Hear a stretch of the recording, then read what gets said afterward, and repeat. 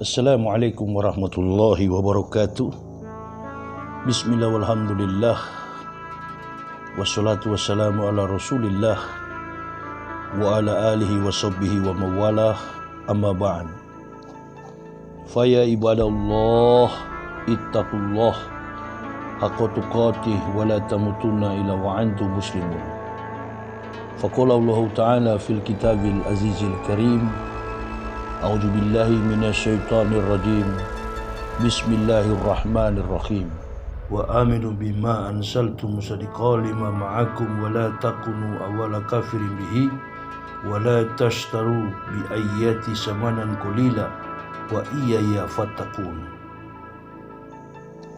Allah Subhanahu wa taala berfirman di dalam Quran surah Al-Baqarah ayat 41, dan berimanlah kamu kepada apa yang telah kami turunkan, yakni Al-Quran, yang membenarkan kitab Taurat yang ada pada kamu, dan janganlah kamu menjadi orang yang pertama kafir kepadanya, dan janganlah kamu jual ayat-ayatku dengan harga murah, dan bertakwalah hanya kepadaku. Ma'asyiral muslimin wal muslimah rahimakumullah, dimanapun saudara-saudaraku berada. Alhamdulillah, di kesempatan siang hari yang berbahagia ini, usai kita menjalankan sholat Jumat, sedikit pengalaman yang ingin saya sampaikan terkait dengan fenomena kehidupan Bani Israel. Kita semua tahu bahwa bertepatan pada hari ini tanggal 20 Oktober tahun 2023, pasukan Hamas dengan Bani Israel atau Yahudi Zionis dalam pertempuran itu telah mengakibatkan banyak sekali korban yang berjatuhan. Maka sedikit banyaknya kita tentu prihatin atas nasib saudara-saudara kita yang ada di Timur Tengah, saudara-saudara kaum mukmin yang saat ini sangat memprihatinkan nasib dan hidup mereka. Oleh sebab itu, ma'asyiral muslimin wal muslimah dimanapun saudara-saudaraku berada, mudah-mudahan kita semua sehat walafiat, dan kita bersyukur kepada Allah Subhanahu wa taala kejadian petaka yang terjadi di Timur Tengah tidak menimpa kehidupan kita yang ada di Indonesia. Sedikit banyaknya sekilas tentang perjalanan kehidupan orang Yahudi akan kita sampaikan, akan saya tuturkan di dalam percakapan atau sedikit sekilas pandangan terkait dengan pengetahuan tentang sejarah Yahudi atau kehidupan orang-orang Israel yang kemudian membentuk satu kaum yang disebut dengan Zionis Yahudi. Ma'asyiral muslimin wal muslimah rahimakumullah. Drama sejarah Yahudi dibuka 4.000 tahun silam ketika seorang laki-laki yang bernama Abraham atau Ibrahim atau dalam bahasa Ibraninya Afraham mengalami perjumpaan dengan Tuhannya yang memperkenalkan diri kepadanya sebagai Yehova. Inilah awal dialog antara Yahudi dengan Tuhannya. Dialog yang terus berkesinambungan merupakan sejarah bangsa Yahudi dengan bangsa-bangsa lainnya sebagai pihak yang berkepentingan menyadap segala bentuk permasalahan dalam konsep rahasia-rahasia. Namun sebelum kita menyusuri sejarah bangsa Yahudi dalam zaman pagan, maka masa mereka diperlakukan seperti gundik-gundik. Dari Mesir hingga Syria, Babilonia, Persia, Yunani, Romawi. Sejenak kita akan memandang, artinya kembali lagi kita back to historic, sejarah ringkas apa yang telah terjadi di dalam sejarah sebelum mereka tampil ke dalam adegan. Tanda-tanda awal suatu peradaban dengan semua gejala klasiknya. Kota-kota, agrikultur, penanggalan, kehalusan persenjataan, angkatan perang, dan pajak-pajak mulai muncul sekitar tahun 4500 sebelum Masehi. Sejarah telah melahirkan dua peradaban atau dua zaman, dua waktu yang bersamaan. Keduanya disebut dengan rumpun Semitik. Satu di timur Laut Palestina, lainnya di barat Palestina. Memakan waktu kurang lebih hampir 2.500 tahun sebelum peradaban-peradaban ini, dalam hal ini Mesopotamia dan Mesir, saling mengintai satu sama lain. Artinya mulai ada kecurigaan, setelah itu peperangan terjadi. Dan Palestina yang harus membayar harga karena menjadi semacam buffer state, sebuah negara yang menjadi tujuan dari pertikaian dimaksud. Peradaban di Mesopotamia yang sekarang adalah bagian dari Irak modern, ya, atau Baghdad, bermula dengan city states-nya. Yang tertua dan paling terkemuka adalah Susa, Kis, dan kampung atau tempat daripada Ibrahim namanya Ur Kasdim. Di sekitar kota-kota inilah kekaisaran pertama didirikan atau ditegakkan. Di mana letak kota-kota ini? Pertanyaan ini tentu menjawab sebagai satu terobosan baru untuk kita mengetahui di mana letak kota-kota ini. Kita akan lebih mudah mengetahuinya secara visual bila kita menarik garis dari timur ke barat melintasi tengah-tengah Mesopotamia. Bagian utara dari Assyria dan bagian selatan Babilonia. Sekarang dapat kita bayangkan bahwa Babilonia juga dibagi menjadi dua bagian. Atas dulunya adalah bekas kerajaan Akkad dan bagian bawah adalah kerajaan Sumeria. Dua peradaban kekaisaran yang pertama. Artinya bahwa dalam milenium ketiga sebelum Masehi, di Akkad melejit seorang raja besar Semitik bernama Sargon I yang menaklukkan kerajaan Sumeria dan kemudian menegakkan kerajaan Akkadian, Sumerian. Bangsa di dalam kerajaan ini mempunyai standar hidup yang tinggi. Mereka juga memiliki perangkat yang dikdaya. Artinya mulai memasuki satu masa-masa modern untuk mentransformasikan peradaban Asiatik. Ini dari perekonomian agrikultur ke perekonomian perniagaan dan industri. Perangkat ini adalah tulisan kuno yang berbentuk baji, cuneiform, dari kata Latin cuneus yang berarti baji, yang mendeskripsikan bentuk karakter-karakter. Ini boleh disebut sebuah perbaikan besar terhadap hieroglif Mesir. Sekitar tahun 2100 sebelum Masehi, Hammurabi, seorang raja dan seorang pencetus undang-undang, mempersatukan seluruh city states di wilayah ini menjadi kekaisaran Babilonia yang maha luas. Hammurabi adalah semacam gambaran pemimpin agama Israel, Moses atau Musa dari bangsa Babilonia. Memberikan mereka kitab undang-undang bagaikan sebuah hadiah, seolah-olah hadiah dari surga. Betul-betul selayaknya Nabi Musa yang memberikan kitab undang-undangnya kepada Bani Israel di Gunung Sinai 1000 tahun nanti setelah Musa memimpin, atau 1000 tahun kelak. Sepanjang 2500 tahun, ketika bangsa-bangsa di dalam peradaban-peradaban ini mendirikan kota-kota, memperkaya diri mereka dengan harta-harta rampasan, menikmati gundik-gundik mereka, menulis hukum-hukum, minum anggur, mabuk-mabukan, dan bermimpi menjadi penakluk dunia, bangsa Yahudi masihlah belum ada. Artinya belum muncul yang disebut Yahudi.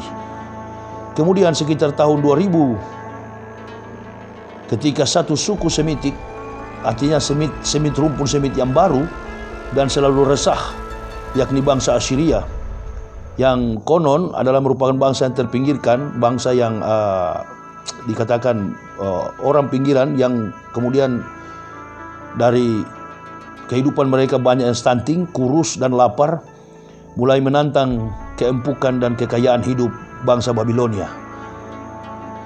Seseorang yang bernama Terah membawa seorang anak laki-lakinya yang sekarang ini kita yakin itu adalah Abraham atau Ibrahim, dan istri Abraham yakni Sarah, dan cucu laki-lakinya yakni Lut, keponakan Abraham atau Ibrahim, bermigrasi dari kota kosmopolitan Ur di Babilonia.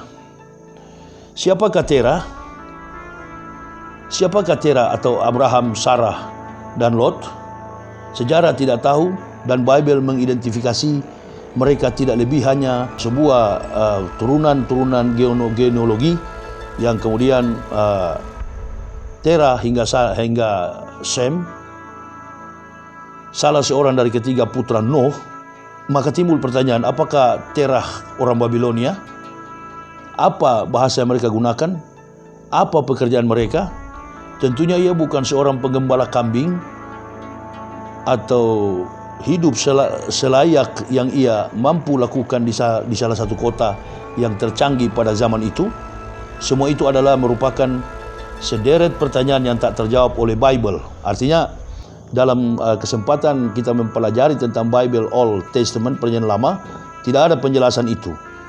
Tetapi dengan tindakan menyeberangi sungai Efrat, Terah dan rombongan keluarganya menjadi orang pertama diketahui atau yang diidentifikasikan di dalam Bible sebagai Ephraim, yang versi bahasa Inggrisnya adalah Hebrew, atau orang-orang yang menyeberang, atau orang-orang yang berasal dari seberang sungai.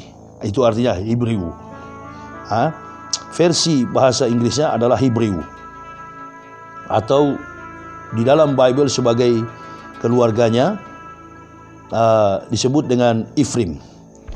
Pengembaraan Terah dan rombongan kecilnya membawa mereka 600 mil ke arah barat daya kota Ur Kasdim di wilayah selatan, atau yang kita kenal sekarang ini adalah Turki. Terah yang telah meninggalkan Ur tanpa ada desakan dari siapapun kemudian wafat. Di sini pula Abraham mendapatkan suatu penglihatan, suatu pengalaman aneh.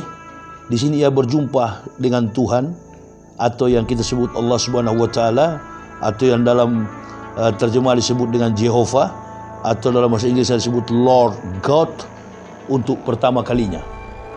Ini adalah pertemuan yang dapat dibandingkan dengan mitos perjumpaan terkenal kelak antara Paul dengan bayangan Kristus di jalan menuju Damaskus.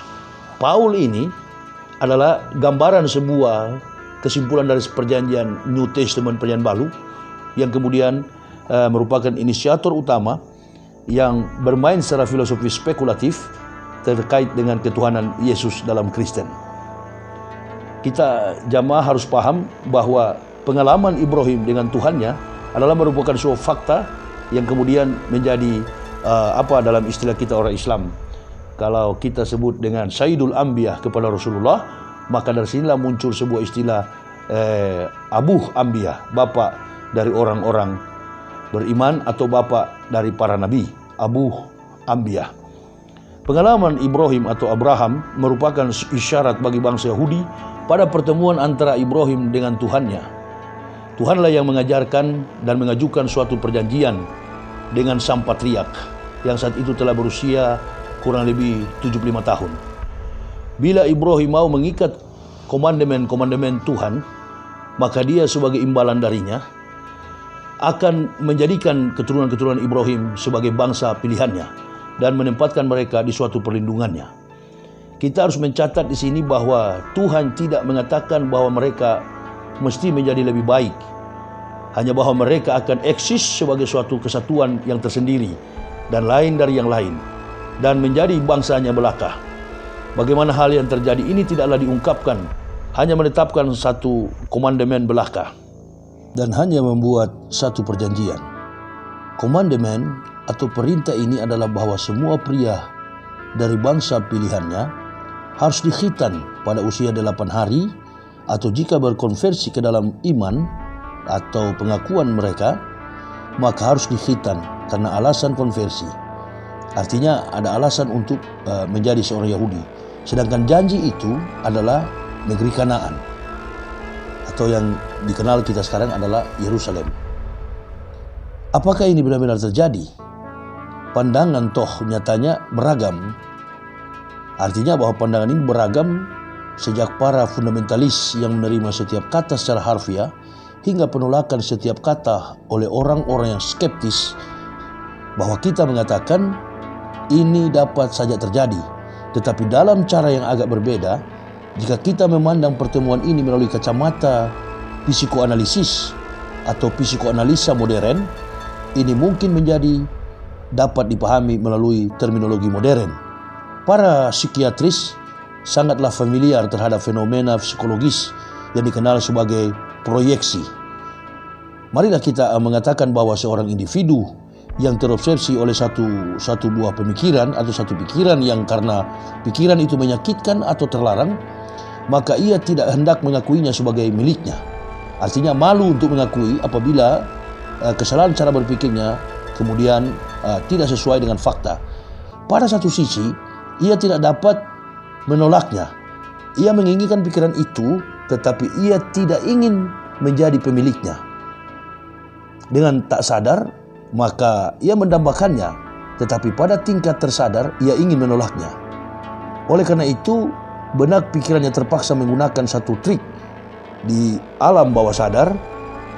Ia memproyeksikan pikiran itu kepada orang lain, dan kemudian meyakinkan dirinya memproyeksikan pikiran itu kepada orang lain, dan kemudian meyakinkan dirinya sendiri bahwa orang lain itulah yang mensugestikan pikiran itu kepadanya, atau yang menuduhkan dirinya tentang pikiran itu. Metode-metode mendengarkan pesan yang terproyeksi itu dikenal sebagai halusinasi visual, yakni mendengarkan suara-suara atau melihat sesuatu yang sebenarnya tidak ada. Artinya bahwa kasus tentang Israel adalah pilihan Tuhan atau Yahudi ini adalah pilihan Tuhan merupakan satu fenomena yang tidak mungkin terjadi. Dikatakan di dalam kisah sejarah ini bahwa apa yang perlu kita garis bawahi, kita harus mencatat di sini bahwa Allah Subhanahu wa Ta'ala atau Sang Khalik tidak mengatakan bahwa mereka mesti menjadi lebih baik, artinya menjadi lebih istimewa dari bangsa-bangsa lain. Hanya bahwa mereka akan eksis sebagai suatu kesatuan yang tersendiri dan lain daripada yang lain, dan menjadi bangsa, sekedar bangsa biasa saja seperti kita orang Indonesia. Bagaimana hal yang terjadi ini tidaklah diungkapkan Allah Subhanahu wa Ta'ala. Pada saat itu hanya menetapkan satu perintah belaka, dan hanya membuat satu perjanjian. Jadi keunikan, keistimewaan yang ada pada Bani Israel ini adalah ketika mereka mengembara menjadi sebuah masyarakat nomaden, dan kemudian mereka terjajah, mereka terhina, bahkan mereka dibunuh di dalam kekejaman pemerintahan Fir'aun. Maka dari situlah bangsa ini disebut istimewa. Tapi untuk menjadi bangsa pilihan, bangsa yang dimuliakan, atau bangsa yang diistimewakan di depan bangsa-bangsa lain, hal yang tidak mungkin. Sebagaimana tadi diungkapkan dalam sebuah persoalan psikologi, bahkan para psikiater sangat familiar terhadap fenomena psikologis yang dikenal sebagai proyeksi atau proyek yang menipu dunia ini agar senantiasa membawa dan mengungguli Israel ini sebagai bangsa pilihan Tuhan. Dan ini tentunya merupakan sebuah human interest, kepentingan manusia, baik dalam konsep politik dunia maupun dalam konversi-konversi yang disajikan oleh Yahudi untuk menjadi pengikut mereka. Dan inilah salah satu cara bagaimana mereka mempertahankan identitas mereka, yang kemudian sampai hari ini mereka dikenal oleh di luar daripada orang-orang Islam atau kaum mukmin bahwa mereka adalah bangsa pilihan Tuhan. Alhamdulillah Rabbil Alamin, dengan diutusnya Nabi Muhammad SAW, kita tidak memuliakan bangsa ini dan kita tidak menjadi bodoh, karena kita tahu bagaimana pemberontakan, bagaimana kebiadaban, bagaimana sikap dan karakter bangsa ini. Dikatakan dalam Al-Baqarah tadi bahwa Allah Subhanahu wa Ta'ala berfirman bahwa mereka lah yang pertama yang menjadi kafir di hadapan Allah Subhanahu wa Ta'ala karena pemberontakan mereka. Saya kira ini jamaah yang bisa saya sampaikan dulu, dan selanjutnya akan kami terus berbicara tentang sejarah bangsa biadab ini, Bani Israel, khususnya Yahudi Zionis yang hari ini ribut dan melakukan pemberontakan di setiap saat untuk mencaplok tanah-tanah yang ada di Timur Tengah bagi saudara-saudara kita yang bermukim di Palestina. Barakallah, la ilaha illallah Muhammad Rasulullah. Allahumma sholli ala Sayyidina Muhammad wa ala ali Sayyidina Muhammad. Allahumma sholli ala Muhammad wa ala ali Muhammad. Wassalamualaikum warahmatullahi wabarakatuh.